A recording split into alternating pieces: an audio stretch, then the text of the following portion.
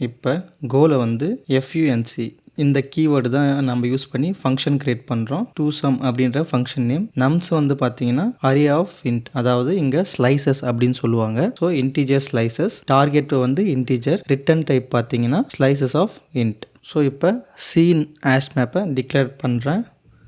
Scene equal to make of map of int.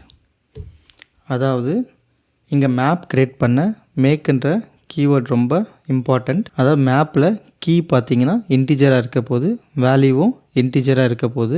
கோலை declare பண்ண colon equal to தான் நம்ம யூஸ் பண்ணுவோம். நெக்ஸ்ட்டு வந்து ஃபார் லூப்பில் I, num range of nums. Range nums அதாவது பைத்தனில் எனுமரேட் மாதிரி கோலை ரேஞ்ச் யூஸ் பண்ணுவோம். நமக்கு வந்து ஐயில் வந்து இண்டெக்ஸும் நம்மில் வந்து வேல்யூவும் கிடைக்கும். ஸோ நெக்ஸ்ட்டு வந்து காம்ப்ளிமெண்ட் கெட் பண்ணுறோம். காம்ப்ளிமெண்ட்டுக்கு வந்து டார்கெட் மைனஸ் நம். நெக்ஸ்ட்டு வந்து இந்த காம்ப்ளிமெண்ட் வந்து சீனில் ஆல்ரெடி இருக்கா அப்படின்னு செக் பண்ணுறோம். ஸோ அதுக்கு if j found seen of complement